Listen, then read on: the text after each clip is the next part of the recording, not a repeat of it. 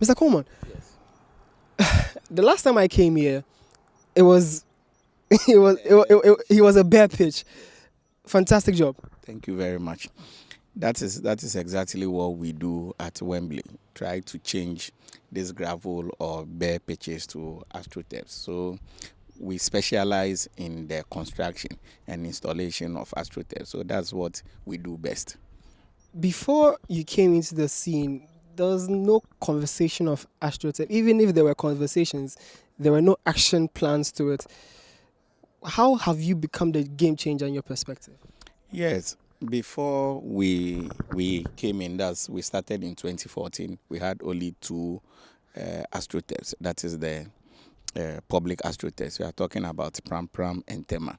Today, I can confidently say that we have over 100 astroturfs springing out across the length and breadth of the country. You know, when His Excellency the President took office, or before he started the campaign, he did promise of sending $1 million to every constituency, every district to also have a factory, every district to have a dam. At that time, we have started with these astroturfs already. And here, let me pay homage to the former mayor of Accra, Honorable Alfred Okuvandapoy, who played an instrumental role in giving us the place in Kotobabi to construct the first edifice, and the former local government minister, Honorable Evisa Ifri Ankra, they approved for us to do. At that time when we started, there were a lot of brouhaha. People didn't understand what we were doing, and therefore there was a backlash. But at the end of the day, we were focused, we were extremely purposeful, and we had a vision. So when the president took over and said he would be sending $1 million to the constituencies, I met with management and we decided that, look, we have to replicate what we have in Kotobabi in the various constituencies. So we also came up with a concept of every constituency having one astroturf. And I remember we went to Parliament, we did a presentation to them. But before we went to Parliament, one significant thing that we did was to ensure that we get the needed training, because training is the cornerstone of readiness, and therefore we needed to train ourselves. So we went to Turkey, acquired knowledge. We brought some of the Turkish to Ghana to come and help us do the first installation in Kotobabi. Then we learned it, and then we started replicating what we have in Kotobabi in the various constituencies. So it is because His Excellency said they'll be sending $1 million. We decided to tap into the $1 million so that we can have these edifices. So we went to the Ministry of Inner Cities and Zongo's Development, and Honorable Boniface Sedic, let me also salute him. He acceded to our request and gave us the first 3 astroturfs to be done. But don't forget that before that, the former captain of the Black Stars, Asamoah, also decided to do one of these pitches for his alma mater, that is Accra Academy, of which I also attended. So myself, him, together with his manager Sami, and him, we decided to meet management of Accra Academy. Then we did one for him. So the ministry came to Accra Academy to look at what we have done. That's the Ministry of Inner Cities and Zongo's Development, wanted to convince themselves whether we are capable of doing that. Then we were given 3 contracts to do: the Medina AstroTurf, then Wali Wali, and then Chibi. And we were able to do it to satisfactory. Then the whole thing started. You are a businessman first. Why venture into AstroTurfs? I love football. And the whole thing started when we went to Jowlu to play football. Young guys from Kotobabi, we contributed 5 cedis, 10 cedis, and then we go and rent a place. At that time, a young friend of mine has done a small pitch over there. And I love football. So when I went there and I saw what he has done, I said, look, I need to do this in Kotobabi. I was extremely optimistic that it can be done. So he introduced me to Hatco in Turkey, and then we went. So it's a matter of identifying that there's a problem when it comes to infrastructure, when it comes to sports development. And I decided to propagate the message that, look, looking at the number of football pitches we had, I commissioned some national service persons to go across the length and breadth of the country to bring data. And it will interest you to know that we have over 5,000 bare pitches in this country. in all the 275 constituencies. And therefore, the market is huge. Young people playing football on grassless pitches, on sakura pitches, gravels, and all that. And almost every time there's injury. So I decided that, looking at the climatic condition in this country, when you grow natural grass, it takes a very long time for it to grow. Maintenance is a huge problem. We have stray animals all over, and you need a lot of water also to maintain it. So why don't we use the natural grass? So we contacted CC Grass, and they are FIFA #1 astroturf producers, so that we enter into an agreement with them. I went to Turkey, I went to Greenfield in Holland, then I went to CC Grass in China to meet with them, so that we have an MOU. So they will be producing these grasses for us. Then we pay them. Then we do the installation. When we did Medina, we challenged ourselves that, we need to get FIFA certification or validation for the pitch. So I brought these guys. We decided, let's go through the process very well. Dot the I's, cross the T's, make sure that we do them meticulously. And I am humbled to say that when we did it, FIFA came. They saw the good work we have done, checked the slopes, the movement of the football, the bouncing nature of the ball and all that. And then they validated that page. So Wembley is the first local company in Ghana, if not West Africa, to have constructed an edifice like this that has the recognition of FIFA. Wow, that's a lot of achievement. But basically, what do you make of the role astroturfs play in football development? You did mention the injury aspect. You did mention the maintenance of proper grass pitches. But in your perspective, what do you think is the importance of astroturfs? Oh, certainly it is extremely important when you compare the astroturf to the dilapidated football pitches, the gravel football pitches, the sakura pitches, the pitches that you have stones all over. Certainly, this is far better than what we are. I am not by any means suggesting that the natural grass is better. The astroturf is better than the natural grass. Certainly, I'll go for natural grass. But you see, if you have a problem, certainly you must be able to look at ingenious ways to modify or solve the problem. So certainly we have a huge challenge when it comes to grass pitches in Ghana, because the maintenance is very, very expensive. Maintaining it is very cumbersome also. So I will certainly go for the AstroTest. After 12 years, you move the grass, and then you have another one you place on it, and that is it. Don't forget that the AstroTurfs are also not only used for football, for other events. So it is multi-purpose. You can use it for event centers, for weddings, for crusades. The Muslims just recently they prayed on the one at Alajo, Kotobabi. They've been praying on it. Anytime they have their salah, they come. People have their funerals, their parties, and all that. All that you need to do is to put the canopies on the pitch, after which you make sure that you sweep, you get all, and then you don't allow people to bring broken bottles and all that. Then you are good to go. If you have the same program on Accra Sports Stadium or what we have in Cape Coast, certainly you will not be able to use the football pitch after usage. So it is multi-purpose, and that is what makes the AstroTurf preferred in certain communities. So I'm looking at this edifice. It's huge. It's so huge. It's actually a standard football pitch that even the Black Stars could play on.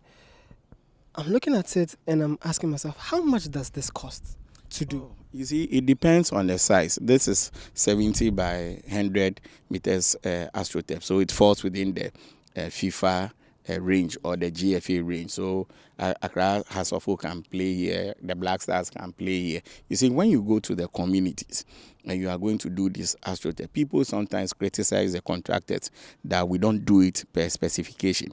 What they fail to recognize is that we are given a specific contract to do.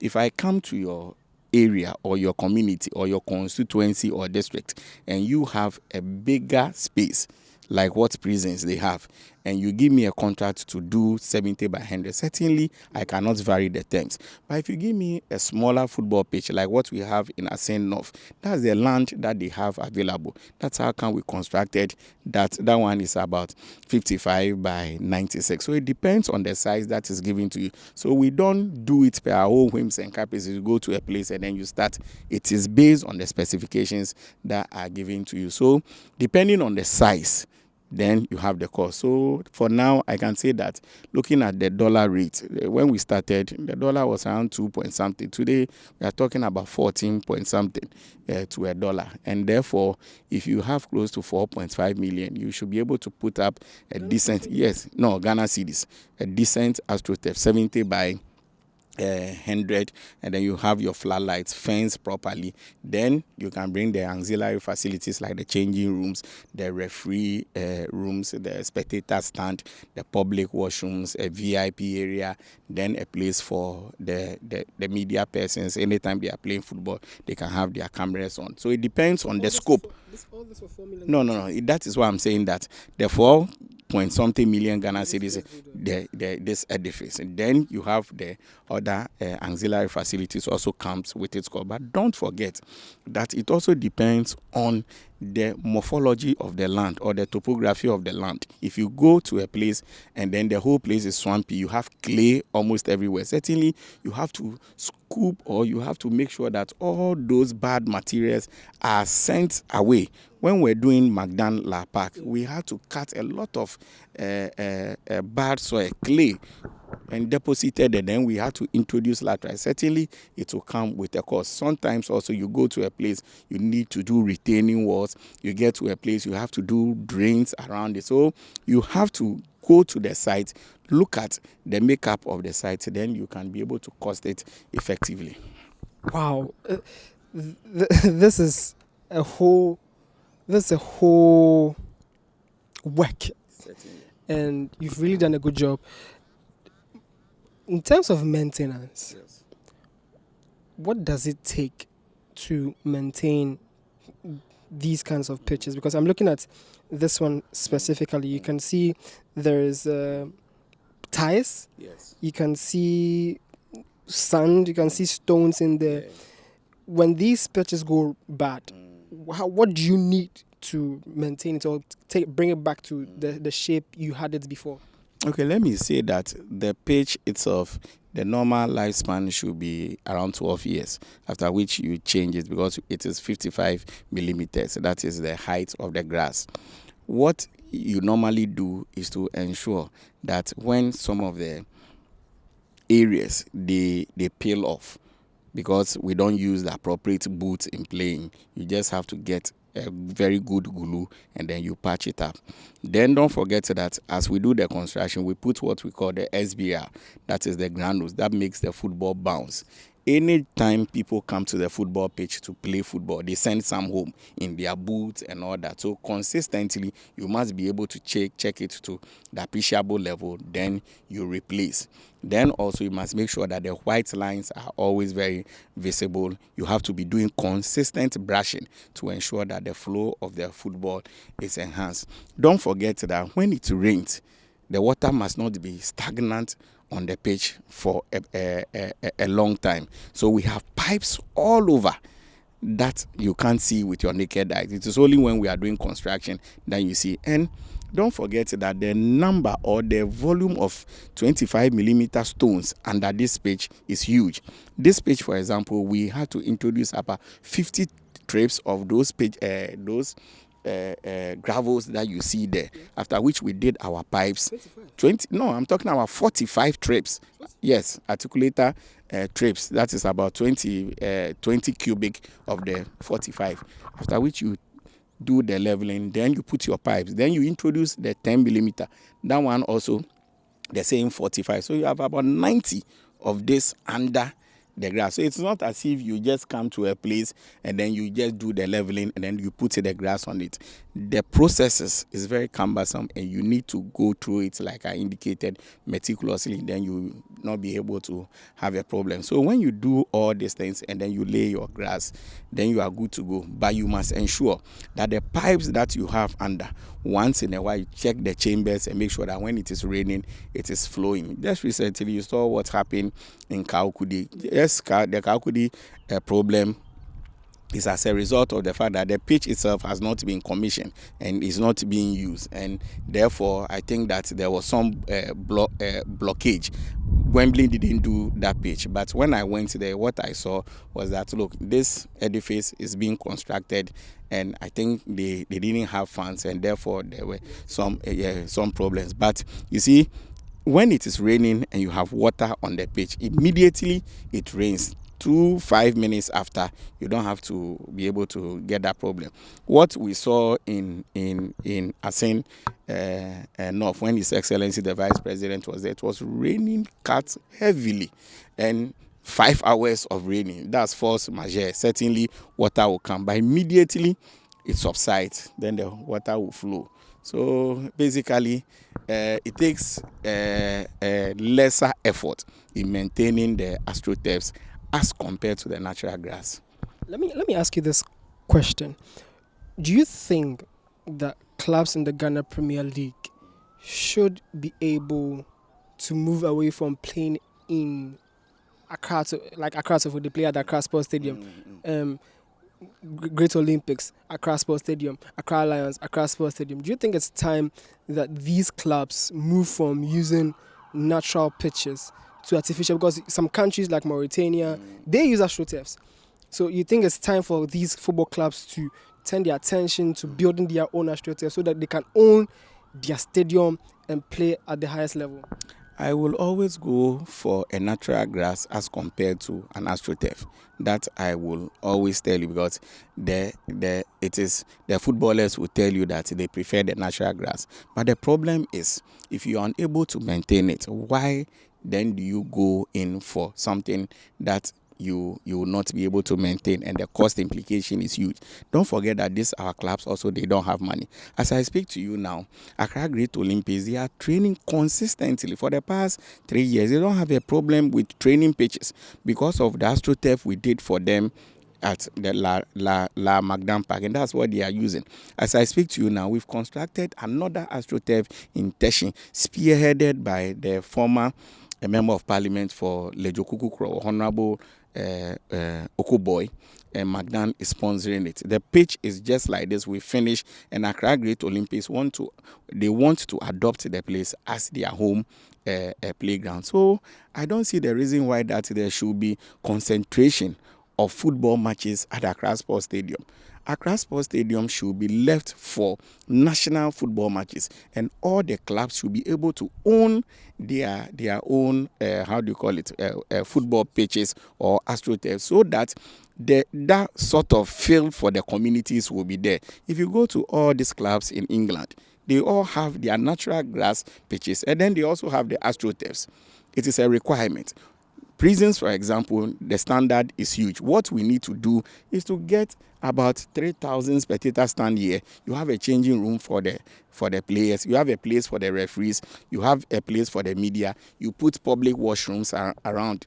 The land is big enough, and a team can adopt the place and use as their home ground. So the point I am making is that, look, it is high time we stop the concentration of football pitches at the Accra Sports Stadium or the Kumasi Sports Stadium, and then go into the communities. That, when we do, we will rejuvenate the enthusiasm for football in the various communities, and Ghana will certainly be the winner.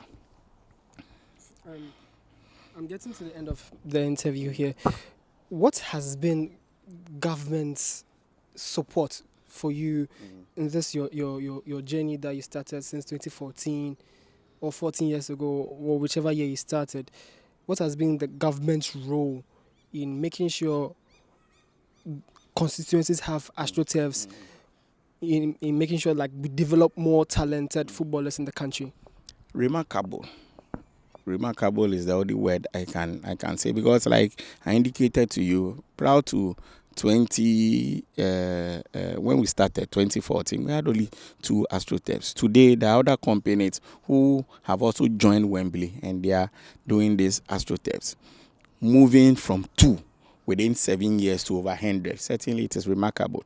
If government doesn't support these astroturfs, certainly I will not be in a position to fund it. We are talking about agencies like Ghana Ports and Harbours Authority.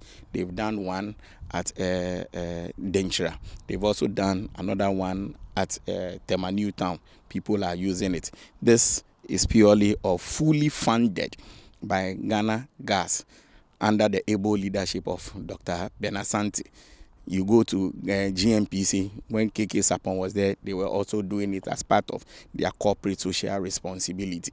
So government interest in this particular project has been phenomenal, and we must be able to commend government. For any time I have the opportunity, I always salute His Excellency the President Nana Addo Dankwa Akufo-Addo for buying into this project, and his vice Dr. Baumia is one person who has also shown remarkable interest in whatever we do. And most of the times when we are commissioning these projects and you invite him, he comes to grace the occasion because they love what we are doing. So I think that we are moving forward. I have always said to my other competitors that, look, let's try and do a good work so that people will understand why we want these astroturfs to be dotted across the length and breadth of the country. I always say to people that it is not about competition. Wembley, we are not competing with other companies. It's just about completion. There's a significant difference between competition and completion. We want every constituency in this country to have an astroturf. And let me say this to you.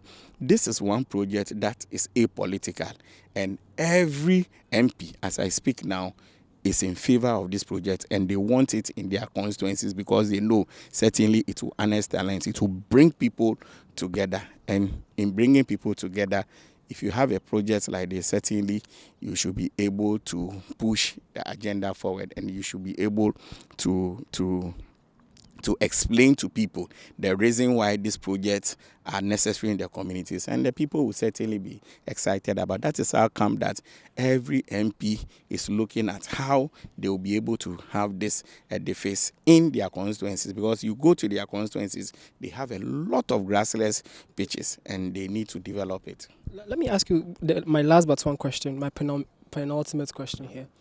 There are myths that's going around saying that when you play on astroturfs, you get injured easily. The astroturfs are too hot to play on. It affects you mentally. Some even say there's a spiritual backing behind this whole astroturf because they don't understand how come, are all these rumors and all these myths really true, that when you play on astroturfs, it goes against you? You don't know how to play football properly. You can't play football properly on astroturfs. Let me say that I always, anytime I have the opportunity, I say these are frivolous and unmeritorious rumors that people peddle about. The world governing football body is FIFA, and FIFA has given licenses to their preferred manufacturers and preferred producers. FIFA endorses astroturf. FIFA knows that certainly it is not every country that can be able to have natural grass. Some areas it is raining consistently, and therefore if you have natural grass, it won't do well. Other areas it is drought. You grow, you don't have water to water, and therefore you need this astroturf. That is how come FIFA itself endorses astroturf. The UEFA Champions Leagues that they play on a hybrid system, the astroturf and then the natural grass. Just recently, when we went to Mauritius to play the settler under 2020, yes, they went there. Binea will tell you they went to play on an astroturf. So what are we talking about? This is a new concept. It started in the advanced countries some years ago. When people don't understand, they must be able to come. We explain to them. Lack of knowledge, my people perish. I am saying that, look, if we can grow the natural grass, we need to blend it with the astroturfs. But certainly, astroturfs are better than the dilapidated football pitches. I am not a footballer. You can speak to Stephen Appiah. You can speak to Adebayo. You can speak to Asamoah Gyan. When we did Kotobabi, they all came there to come and play football, and they were excited about it. No injury, nothing. So what are we talking about? Finally, what's the long-term vision for Wembley Sports construction? So finally, what's the long-term vision for Wembley Sports construction? Oh, the vision is simple for every constituency in this country to have at least one astroturf. We have 275 constituencies. I'm told that another constituency will be added this SAL also, so we'll be having 276. And for now, we have not about 200 constituencies don't have astroturfs. Over 200 constituencies, they don't have astroturfs. So the vision is huge. All that we are saying is that this is a good concept. Let us try and replicate it in the other constituencies. That is the vision, and we must be able to work in tandem with government. Certainly, Wembley, we don't have the funding to do it, and therefore we need to lobby government. Don't forget that all these astroturfs that we are constructing is being fitted with floodlights. That should tell you that at night, people can play football, and that is a concept that we must be able to push. Gone are those days when it is 6 o'clock, 7 o'clock, everybody go to bed. Now you go to Kotowa, people are playing football. You go to La, people are playing football at night, bringing down what we call juvenile delinquency. The police people in the various communities will tell you the crime rate on the Kotobabi Park, where we have the astroturf now, has reduced remarkably. Formerly, you get there, almost every time there's a rape case, people are robbing others, snatching bags and all that. Now there's a light there, or there are lights there, and people are playing. Don't also forget the economic activities that come with it. People come and sell around, people have their shops around. If you go to Tema New Town, the economic activities that is booming around where the astroturfs are is just mind-boggling, and therefore we have to look at the benefit. Brings people together, honest talents, bringing down crime rates, and people are excited about it. All right. Thank you very much, Mr. Coleman. Thank you for having me.